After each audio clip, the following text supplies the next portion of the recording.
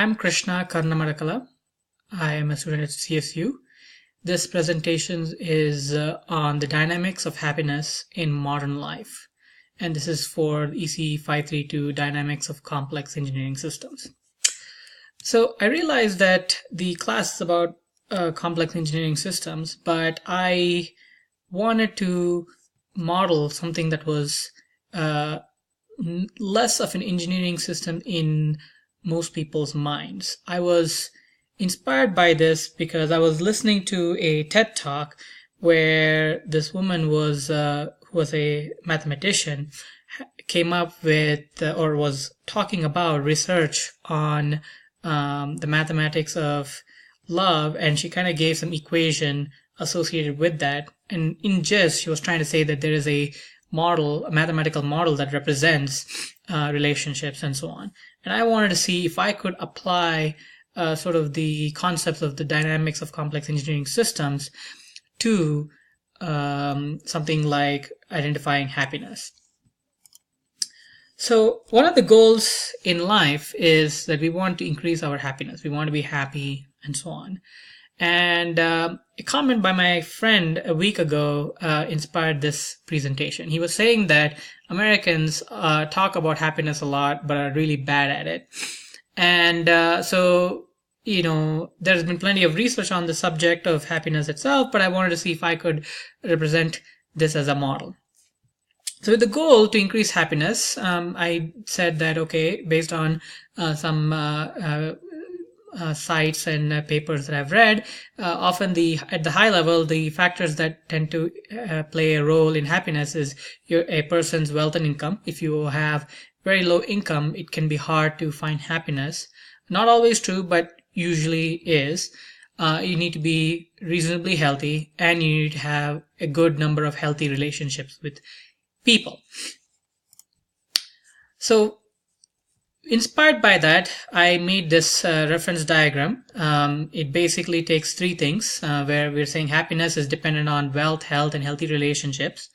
And we're saying wealth usually is correlated with education, the skills that you have that would apply on a job, meaning that you'll have a job that pays well.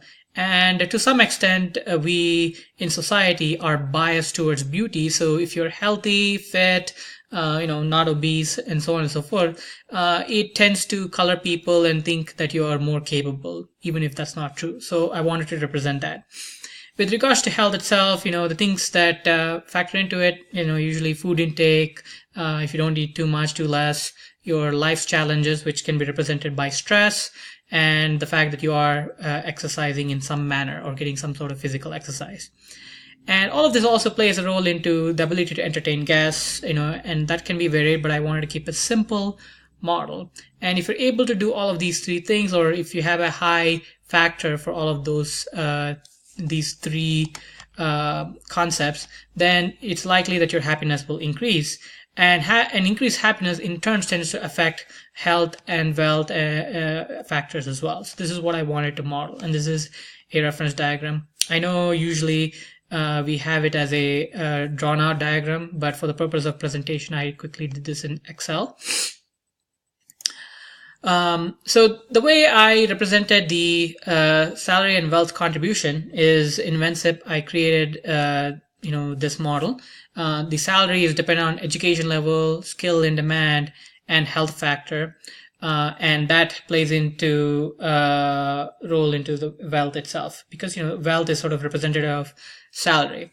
Now, obviously, if you are someone who makes 50,000 but your expenses are really low, say 10,000, the 40,000 is probably more valuable than someone who makes 100 but has 80,000 in expenses. So his or her savings is only 20,000. So I wanted to put that into play. So I added a model where we are taking into account education level, where it's ranging from -2 to 2, from -2 being no high school degree to 2 being someone with a PhD, skill in demand 0 through 2, 0 not in demand, 1 just right, and 2 in really high demand.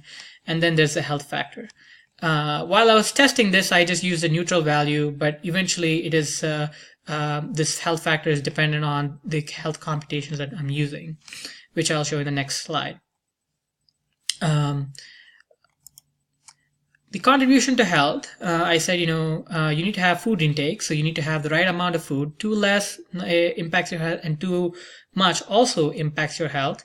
There's also the exercise and the effect of stress. Stress is going to have negative effect on your health, and usually stress is dependent on life challenges. I've also added this happiness delayed, which actually comes a little later, but it impacts, if you're already happy, it's going to have a positive impact on your health, and that is what is represented here.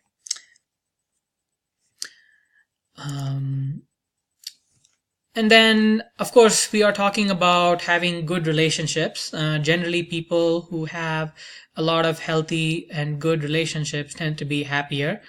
We are a social group, or a social species. And, when I was reading up on a lot about evolutionary research, we are both competitive and cooperative. We are competitive against outgroups and cooperative with in-groups. This tends to play into role in individual lives, politics, and so on, and I wanted to represent that. And I felt that one of the factors that impacts the ability to entertain people, which in turn means you're more likely to have good, healthy relationship, is based on whether you have disposable income, which is based on wealth factor, and whether you are healthy yourself. If you're unhealthy, you're unlikely to, entertain guests. And of course, your own life challenges. If you're stressed, you're less likely to be happy, or you're more likely or more unlikely to think about other people, and therefore you're unable to entertain guests. And so that's what I was trying to represent in this section. So with that, this is the full model that I have built. There are only 2 loops in this model, and they're all functioning in clockwise direction. The salary affects wealth, and wealth in turn affects health as well. And good health also affects your fitness and therefore your salary. The wealth, usually has an impact on happiness and your ability to entertain guests, which in turn impacts happiness. And, it can play a role in health because you tend to eat better quality food rather than McDonald's when you're really poor. And so that also impacts happiness. Life challenges tend to add to stress and can impact your ability to entertain guests. And so that's what my model is built as. One of the requirements was to show that the units and the model were okay. So I'm just showing a slide where it says units are okay and that the model is okay. That's the only purpose of these 2 diagrams. I wanted to show a few examples of what I've done. With the examples, one where it's average Joe and average life, where I just said the skill is in demand, which is the neutral degree for that field. I said you were a high school graduate, and your daily expenses, or not daily, annual expenses are around $45,000. If your life challenges were low and you generally had a balanced food intake and exercise regularly, you had a pretty good representation of happiness. It's more than 70 according to this.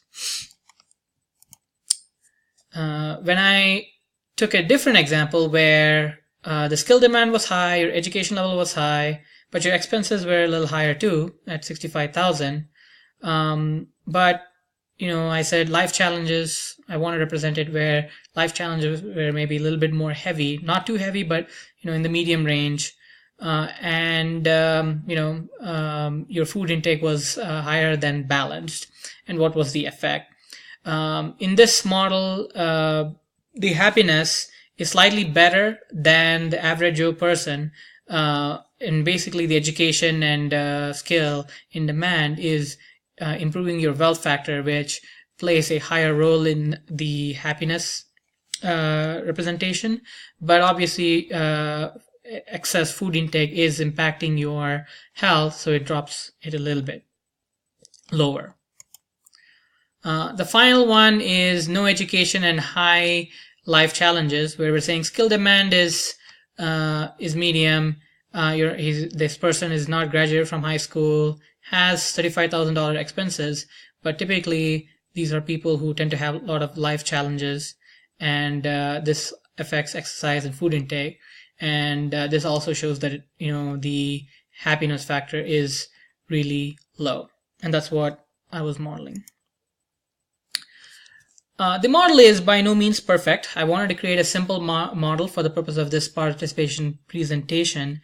There are a number of things that need to be done to improve this model to be useful for any real purpose. I haven't included anything related to genetic factors. Happiness does have a genetic component. If you have parents who are generally happy to begin with, you're probably going to adopt their tendencies. The interesting thing is I have given an explanation saying that intelligence, therefore education level, improves happiness because it means you are more likely to earn money. But in fact, research shows that people who are more intelligent often are, less happy, sort of feeding the common statement that ignorance is bliss. Of course, the other thing is you have environmental factors. People who are far from work and have to commute a lot tend to be impacted negatively. If the environment is less healthy, and if there aren't sufficient public transportation, whether a person uses drugs, or all of these can have an impact on a person's happiness. So that was my model, and that is my presentation for this class. My references for some of my sources are listed here. If you have any questions, please contact me. Thank you.